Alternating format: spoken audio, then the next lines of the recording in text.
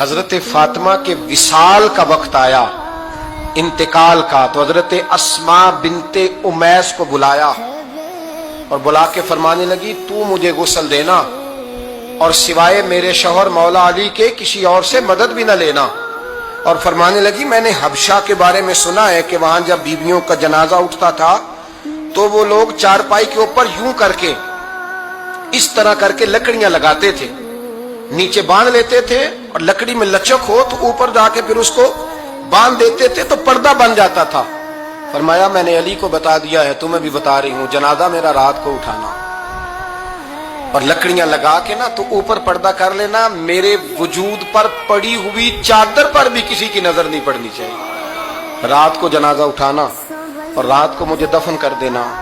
مدینہ منورہ میں حضور کے وصال ظاہری کے 6 ماہ بعد جناب فاطمہ الزہرا کا جنازہ اٹھا تو مسجد نبوی شریف سے ایک شخص اپنی داڑھی آنسوؤں سے بھگوتا ہوا نکلا. تو حضرت ابوبکر صدیق نے کھڑا کر کے پوچھا کیوں نبی پاک کے چچا عباس روتے کیوں ہو؟ حضرت عباس کہنے لگے پہلے حضور گئے تھے، اب نبی پاک کی تصویر بھی چلی گئی. کیا ہوا؟ کہ جناب فاطمہ کا وصال ہوا. پھر سے ایک دفعہ مدینے میں رات آئی، پھر سے شام ہوئی، پھر سے جنازہ اٹھا. شیر خدا علی المرتضیٰ رضی اللہ تعالیٰ عنہ نے، حضرت عباس نے، حضرت قسم دین عباس نے، حضرت عبداللہ ابن عباس نے تدفین سے فارغ ہوئے. ایک روایت ہے کہ حضرت عباس نے جنازہ پڑھایا اور ایک مستند روایت ہے کہ حضرت ابوبکر صدیق نے جنازہ پڑھایا. اور جب جنازہ پڑھا کر کے باہر نکلے تو حضرت علی شیر خدا کی آنکھوں میں آنسو تھے. اتنے کالی روتے کیوں ہو؟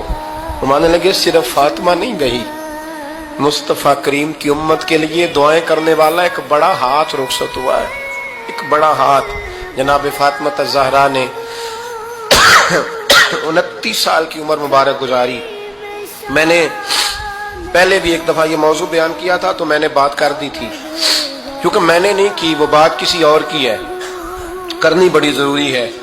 علامہ اقبال کہنے لگے، اسرار بے خودی میں لکھنے لگے کہ فاطمہ جو تو نے کیا ہے وہ کوئی نہیں کر سکتا. اقبال کہنے لگے فاطمہ جب تجھے دیکھتا ہوں نا تو تڑپ اٹھتا ہوں.